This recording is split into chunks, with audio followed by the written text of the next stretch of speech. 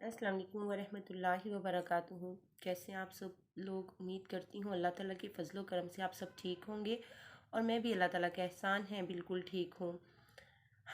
آج پھر میں آپ کی خدمت میں حاضر ہو چکی ہوں کتاب جنت کا راستہ، اور اس میں ہم پڑھ رہے تھے عقیدہ، اور آج سے ہم شروع کریں گے الحمدللہ عبادت۔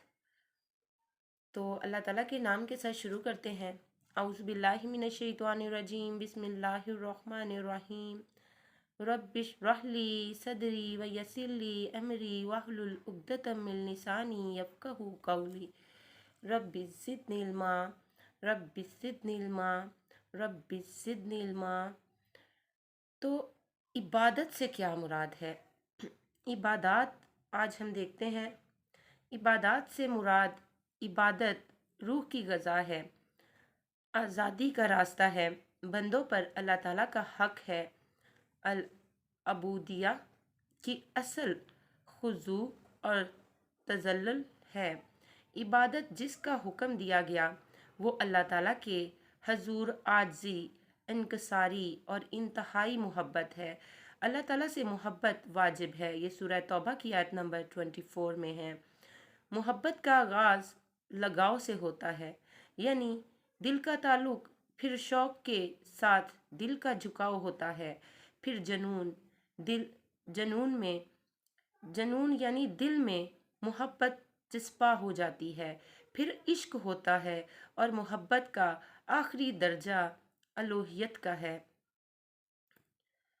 اسلام میں عبادت کی حقیقت، عبادت ہی انسان کی زندگی کا مقصد ہے۔ پہلی بات یہ ہے کہ انسان اس دنیا میں آیا نہیں، لایا گیا ہے۔ وہ خود پیدا نہیں ہوا، اسے پیدا کیا گیا ہے۔ یہ سورہ طور کی آیت نمبر 35 اور 36 میں ہے۔ انسان خالق نہیں، مخلوق ہے۔ تاریخی انسانی میں یہ دعوے کسی نے نہیں کیے کہ انسان کسی خالق کے بغیر پیدا ہوا، یا انسان زمین و آسمان کا خالق ہے۔ جب انسان کا کوئی خالق ہے تو وہی ذات ہے جس نے آسمان اور زمین کو پیدا کیا، اس کی تخلیق کیا۔ دوسری بات یہ ہے کہ ہر چیز اپنی اصل کی طرف لوٹتی ہے، ایسے ہی انسان کو بھی لوٹ کر جانا ہے۔ لوٹ جانا حق ہے، یہ سورہ مومنون کی آیت نمبر 115 اور سورہ دخان کی آیت نمبر 38 اور 40 میں ہے۔ اور تیسری بات یہ ہے کہ اللہ تعالیٰ نے انسان کو بے مقصد پیدا نہیں کیا، اس کی زندگی کا مقصد عبادت ہے۔ رب العزت نے سورہ ذاریات کی آیت نمبر 56 میں فرمایا ہے، وَمَا خَلَقْتُ الْجِنَّ وَالْإِنسَ إِلَّا لِيَعْبُدُونَ، اور میں نے جنوں اور انسانوں کو پیدا کیا ہے تاکہ وہ میری عبادت کریں۔ اللہ تعالیٰ اور بندوں کے درمیان بندگی کا معاملہ ہے، یہ سورہ اعراف کی آیت نمبر 172 میں ہے۔ جب انسان اللہ تعالیٰ کی تخلیق ہے، اس نے لوٹ کر رب کے پاس جانا ہے، اس سے اس کی زندگی کا حساب کتاب لیا جانا ہے، تو یہ حساب کتاب یہی تو ہوگا کہ جس مقصد کے لیے تمہیں پیدا کیا تھا وہ پورا کر کے آئے ہو یا نہیں۔ وہاں کیا ایسا کوئی جواب دیا جا سکے گا کہ میری زندگی میں تو اتنی فرصت کہاں تھی کہ میں عبادت تو فارغ لوگوں کا کام تھا، میں تو فارغ ہی نہیں تھا، میرے پاس تو ٹائم ہی نہیں تھا، میرے پاس تو مصروفیت ہی بہت تھی، میرا تو بہت وسیع کاروبار تھا، صبح سے شام ہو جاتی تھی مجھے تو اپنے بزنس میں، اپنے گھروں میں، اپنے بچوں میں۔ کیا ہوگا ہمارا؟ کیا رب نے کھانے پینے کے لیے پیدا کیا ہے؟ کیا انسان زمین کے پھل، سبزیاں، اجناس اور دیگر پیداوار کو کھا کر مٹی میں جانے کے لیے پیدا کیا گیا ہے؟ اگر ایسا ہے تو انسان کو عقل، ارادہ، قوتیں اور صلاحیتیں کیوں عطا کی گئی ہیں؟ انسان کو اس لیے پیدا کیا گیا ہے کہ وہ اللہ تعالیٰ کو پہچانے، صرف اس کی عبادت کر دے۔ کیسے ممکن ہے جس کی خاطر زمین و آسمان مسخر کیے گئے اور جو کچھ اس کے درمیان ہے سب اس کی خدمت میں لگے ہوئے ہیں، اور وہ ان تمام چیزوں کے لیے سرگرم عمل رہے جو اس کے لیے بنائی گئی ہو۔ اسلام میں عبادت کی حقیقت اللہ تعالیٰ کے لیے انتہائی خضوع اور اللہ تعالیٰ کے لیے انتہائی محبت ہے۔ حافظ ابن قیم رحم اللہ علیہ کہتے ہیں، عبادت کی اصل اللہ تعالیٰ کی محبت ہے، اسی ایک کی محبت، اور یہ کہ محبت تمام کی تمام اس کے لیے ہو اور اس میں دوسرا کوئی شریک نہ ہو، اور اسی کے لیے اور اسی کی وجہ سے محبت کی جائے۔ کیا آج ہماری محبتیں اللہ تعالیٰ کے لیے ہیں یا اپنے غرض کے لیے ہیں، اپنے مطلبوں کے لیے ہیں؟ صرف اللہ تعالیٰ کی محبت جس میں کوئی دوسرا شریک نہ ہو انسان سے عبادت کرواتی ہے اور انسان کو رب کے سامنے جھکا دیتی ہے اور انسان سر تسلیم خم کرتا ہے۔ اللہ تعالیٰ کے لیے خضوع کی بنیادیں ہیں۔ پہلی بنیاد، اللہ تعالیٰ کے لیے خضوع کی پہلی بنیاد اس کی توحید کا علم اور شعور اور اس کے اسماء و صفات کا علم اور ادراک اور اس پر غور و فکر ہے۔ کیا آج ہم کرتے ہیں؟ نہیں، ہمیں کرنا ہوگا، ہمیں کرنا چاہیے، اور یہی ہماری زندگی کا مقصد ہے، اسی لیے ہم پیدا ہوئے ہیں۔ اور دوسری بنیاد اللہ تعالیٰ کے لیے خضوع کی دوسری بنیاد اپنی کمزوری، بے بسی اور محتاجی کا شعور ہے۔ یہی شعور انسان کو اس کے آگے ڈال دیتا ہے جو ساری قوتوں کا مالک ہے۔ اللہ تعالیٰ کی محبت کی بنیاد معرفت ہے۔ اللہ تعالیٰ کی محبت کی بنیاد معرفت ہے۔ معرفت پہچان کو کہتے ہیں۔ جو شخص اللہ تعالیٰ کو پہچان لیتا ہے اس سے محبت کرنے لگتا ہے۔ محبت انسان کو اسی درجے کی ہوتی ہے جس درجے کی پہچان ہوتی ہے۔ اللہ تعالیٰ سے محبت ہمیں کیسی کرنی چاہیے؟ اللہ تعالیٰ سے سچی محبت کے لیے اگر فطری معاملے کو سامنے رکھیں تو سمجھیں میں اور محبت کرنے میں اللہ تعالیٰ کے اذن سے آسانی ہو سکتی ہے۔ مثلاً انسان اپنی ذات سے محبت رکھتا ہے، اپنی ذات کو نقصان اور ہلاکت سے بچانا چاہتا ہے، اور اپنے وجود کی بقا اور کمال سے انسان کو رغبت ہوتی ہے۔ انسان اگر اسی محبت کے حوالے سے دیکھے تو پہلی بات یہ ہے کہ انسان اپنا خالق نہیں، اپنا وجود باقی نہیں رکھ سکتا۔ انسان لاشیں ہیں، کچھ بھی تو نہیں تھا اور کچھ بھی نہیں رہے گا۔ اس کے وجود کی تخلیق، بقا اور اس کا کمال سب اللہ تعالیٰ کی طرف سے ہے، کیونکہ وہی باقی رکھ سکتا ہے اور وہی اچھی اور کامل صفات کے ساتھ انسان کو وجود کی تکمیل کرتا ہے۔ انسان کے لیے سارے اسباب رب پیدا کرتا ہے، پھر ان اسباب تک رسائی اور ان کو استعمال کرنا رب سکھاتا ہے۔ اگر اللہ تعالیٰ چاہے تو انسان کی زندگی ایک لمحے باقی نہیں رہ سکتی۔ جیسے ابھی میں سن رہی تھی کہ شادی میں ہوائی فائرنگ ہوئی تو کسی دوسرے گھر میں جا کر اس عورت کے پیٹ میں گولی لگی اور وہ وہیں پر اس کی ڈیتھ ہو گئی۔ کیا کوئی بچا سکتا ہے اپنے آپ کو؟ کوئی نہیں بچا سکتا۔ اور وجود کے اندر کوئی چیز قائم رکھنے والی نہ رہے۔ اگر اللہ تعالیٰ وجود کو مکمل نہ کرے تو یہ ناقص رہ جائے۔ انسان تو اللہ حی القیوم کی وجہ سے زندہ ہے اور سب کچھ پا رہا ہے۔ انسان جب یہ حقیقت اپنے شعور میں حاضر رکھتا ہے تو زندگی دینے والے، قائم رکھنے والے، اسباب پیدا کرنے والے، نفع دینے والے، کمال تک پہنچا دینے والے سے محبت کرنے لگتا ہے۔ اگر اب تک رب سے محبت نہیں کی تو اسی وجہ سے کہ رب کی پہچان نہیں ہے۔ پہچان سے ہی محبت قوی ہوتی ہے، اور پہچان پھیکی پڑ جائے تو محبت بھی بدرنگ کمزور ہو جاتی ہے۔ حسن بصری رحمہ اللہ علیہ فرماتے ہیں، جس نے اپنے رب کو پہچان لیا اس نے اس سے محبت کی، اور جسے دنیا کی حقیقت معلوم ہو گئی اس نے دنیا کی لذتوں سے کنارہ کشی اختیار کر لی۔ اس کائنات میں جو کچھ ہے اس کا وجود اللہ تعالیٰ کے وجود کے تابع ہے۔ جیسے روشنی کا وجود، سورج اور سائے کا وجود کسی دیوار، کسی گھر، کسی مادی چیز کے تابع ہیں، ایسے ہی جو اپنی ذات اور رب کو پہچان لے تو اس کو لازم اللہ تعالیٰ سے محبت ہو جائے گی۔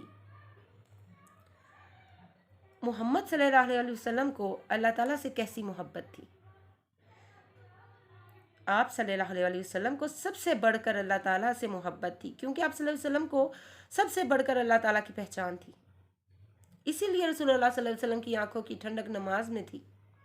نماز دراصل اس ذات سے دل کی براہ راست رابطہ ہے جس سے سب سے بڑھ کر محبت تھی۔ رسول اللہ صلی اللہ علیہ وسلم کی دعاؤں میں اللہ تعالیٰ کی ملاقات کا اشتیاق اور اللہ تعالیٰ کے چہرہ اقدس پر نظر ڈالنے کی لذت کا سوال ہوتا تھا۔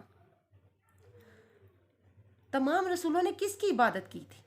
تمام رسولوں نے اللہ تعالیٰ کی عبادت کی۔ رب العزت نے فرمایا وَمَا أَرْسَلْنَا مِن قَبْلِكَ مِن رَّسُولٍ إِلَّا نُوحِيَ إِلَيْهِ أَنَّهُ لَا إِلَٰهَ إِلَّا أَنَا فَاعْبُدُونِ، اور ہم نے آپ سے پہلے کوئی رسول نہیں بھیجا مگر ہم اس کی طرف وحی کرتے رہے کہ بلا شبہ میرے سوا کوئی معبود نہیں، چنانچہ تم میری عبادت کرو۔ یہ سورہ انبیاء کی آیت نمبر 25 ہے۔ تمام رسولوں کی پہلی دعوت کیا تھی؟ یہی تھی۔ تمام رسولوں کی پہلی دعوت تھی کہ اللہ تعالیٰ کی عبادت کرو، اللہ تعالیٰ کے ساتھ شریک نہ ٹھہراؤ، توحید کی دعوت دیتے رہے سب۔ سیدنا نوح علیہ السلام، سیدنا ہود علیہ السلام، سیدنا صالح علیہ السلام، سیدنا شعیب علیہ السلام، سیدنا ابراہیم علیہ السلام اور سارے انبیاء علیہ السلام کی پہلی دعوت اللہ تعالیٰ کی عبادت تھی۔ کیا اللہ تعالیٰ نے بنی آدم سے عبادت کا عہد لیا تھا؟ اللہ تعالیٰ نے بنی آدم سے عبادت کا عہد لیا تھا۔ ہمیں اس عہد کا سورہ یاسین کی آیت نمبر 60 اور 61 سے پتہ چلتا ہے۔ اس سے ثابت ہوتا ہے کہ انسان کی زندگی کا سب سے بڑا کام عبادت ہے۔ ہم اللہ تعالیٰ کی عبادت کیوں کرتے ہیں؟ امام راضی رحمہ اللہ علیہ کہتے ہیں جان رکھو جس کی عبادت کے فوائد معلوم ہو گئے تو اسے اس میں مشغول ہونے کی لذت حاصل ہوئی، اور اس کے ماسوا میں مشغولیت اس کے لیے بوجھ بن گئی۔ حافظ ابن قیم رحمہ اللہ علیہ کہتے ہیں دلوں کو اپنے خالق، فاتر، الہ، معبود، ولی، مولا، رب، مدبر، رازق، مارنے والے اور زندہ کرنے والے سے زیادہ کوئی چیز محبوب نہیں۔ اس کی محبت جانوں کے لیے برکت، روحوں کے لیے حیات، سینوں کا سرور، دلوں کی غذا، عقل کا نور، آنکھوں کی ٹھنڈک اور باطن کی تعمیر ہے۔ ہم اللہ تعالیٰ کی عبادت اس لیے کرتے ہیں کہ اس کی عبادت ہماری روح کی غذا ہے۔ جس کو عبادت کے سوا ہر چیز مل جائے تو اسے حسرت اور تکلیف کے سوا کچھ نہیں ملتا۔ ہم اللہ تعالیٰ کی عبادت اس لیے کرتے ہیں کہ اس کے ذریعے ہمیں دل کا سرور نصیب ہوتا ہے۔ رسول اللہ صلی اللہ علیہ وسلم نے فرمایا میری آنکھوں کی ٹھنڈک نماز میں ہے۔ یہ مسند احمد میں 12319 میں ہے، نسائی میں 3391 میں ہے۔ انسان دوسری مخلوقات سے بے نیاز نہیں ہو سکتا جب تک وہ اللہ تعالیٰ کی عبادت نہیں کرتا، اس سے مدد طلب نہیں کرتا۔ یہ سورہ زمر کی آیت نمبر 29 میں ہے۔ جب انسان اللہ تعالیٰ کی عبادت کرتا ہے تو اس کی محبت، نفرت دینا اور روک لینا اللہ تعالیٰ کے لیے ہو جاتا ہے۔ یوں عبادت ایک اللہ کے ماسوا ہر ایک چیز سے انسان کو آزاد کر دیتی ہے۔ یہ ابو داؤد میں 4681 میں ہے۔ ہم اللہ تعالیٰ کی امانت ادا کرنے کے لیے عبادت کرتے ہیں۔ یہ سورہ احزاب کی آیت نمبر 72 میں ہے۔ ہم اللہ تعالیٰ کی عبادت اس لیے کرتے ہیں کہ وہ ہمیں جنت کے عذاب سے اپنی پناہ میں رکھے۔ یہ سورہ آل عمران کی آیت نمبر 190 میں اور 192 میں ہے۔ اللہ تعالیٰ نے عباد الرحمن کی خصوصیت بتائی ہے کہ وہ رب کی آگ سے پناہ مانگتے ہیں۔ یہ سورہ فرقان کی آیت نمبر 65 اور 66 میں ہے۔ ہم اللہ تعالیٰ کی عبادت اس لیے کرتے ہیں کہ اللہ تعالیٰ سے جنت کا سوال کر سکیں۔ قرآن و سنت میں اللہ تعالیٰ کے دوستوں کو جو اوصاف بیان کیے گئے ہیں ان میں سے ایک یہ بھی ہے کہ وہ جنت اور اس کے بلند درجات کا سوال کرتے ہیں۔ یہ مسلم میں 1094 میں ہے۔ ہم اللہ تعالیٰ کی عبادت اس لیے کرتے ہیں کہ عبادت اللہ تعالیٰ کا حق ہے۔ یہ بخاری میں 7373 میں ہے۔ جس نے زمین و آسمان بنائے اور انہیں ہمارے لیے مسخر کیا، جس نے زمین کو ہمارے لیے بستر اور آسمان کو چھت بنا دیا، جس نے آسمان سے پانی برسا کر ہمارے لیے رزق فراہم کیا، جس نے سمندروں میں ہمارے رزق کے لیے کشتیاں چلا دیں، جس نے سورج اور چاند کو ہمارے لیے مسخر کر دیا، جس نے ہمیں عمدہ صورت عطا فرمائی۔ ساری مخلوقات سے زیادہ انسان خوبصورت ہے، حسین و جمیل ہے، جس نے بیان کی تعلیم دی، جس نے وہ سب کچھ دیا جو ہم نے مانگا، جس کی نعمتوں کا ہم شمار نہیں کر سکتے، جو خالق ہے، جو انعامات دینے والا ہے۔ عبادت اسی کا حق ہے۔ اللہ تعالیٰ کو اپنی مخلوق میں سے کسی کی عبادت کی ضرورت نہیں ہے، وہ انسانوں کی عبادت کا محتاج نہیں، اس کائنات میں اس کی عبادت کرنے والوں کی کمی نہیں۔ یہ سورہ انبیاء کی آیت نمبر 19 اور سورہ فصلت کی آیت نمبر 38 میں اور سورہ انبیاء کی آیت نمبر 19 اور 20 میں ہے۔ آج کے لیے اتنا ہی، کیونکہ یہ ابھی الحمدللہ بہت پڑا ہوا ہے عبادت کا۔ آج کے لیے بس یہی، اسی کے ساتھ اپنی دعاؤں میں یاد رکھیے گا اور اس پہ غور و فکر ضرور کیجیے گا میری بہنوں اور بھائیوں۔ ہمارے لیے ہر چیز کا ہمیں علم ہونا بہت ضروری ہے۔ جس کو قرآن و حدیث کا علم نہیں، وہ بیکار اندھا بہرا جی رہا ہے، اس کو کچھ نہیں پتا۔ ہمیں اپنا محاسبہ کرنا ہے۔ چگلیاں، غیبتیں، ایک دوسرے سے حسد، ایک دوسرے کی عطا کی، اللہ نے جس کو عطا کیا اس کی حسد رہتی ہے کہ مجھے کیوں نہیں دیا، مجھے کیوں نہیں دیا، مجھے مل جائے۔ تو یہ کرنا ہم چھوڑ دیں، اللہ تعالیٰ کی عبادت کریں، اللہ تعالیٰ کا ذکر کریں، اسی میں خیر ہے ہمارے لیے، جو ہر شر سے بچانے والا ہے۔ اسی کے ساتھ آج کی ویڈیو کا کرتی ہوں اینڈ، انشاءاللہ کل ہم اسی ٹاپک کے ساتھ دوبارہ ملیں گے۔ اپنی دعاؤں میں یاد رکھیے گا، اور جن لوگوں نے چینل کو سبسکرائب نہیں کیا وہ چینل کو سبسکرائب کر لیں اور میری اسلامک ویڈیو کو زیادہ سے زیادہ شیئر کیا کریں۔ یہیں سے ہم جو ہے کل پھر سے انشاءاللہ مل بیٹھیں گے اور اللہ تعالیٰ کی عبادت کے بارے میں بات کریں گے۔ فی امان اللہ، اللہ حافظ۔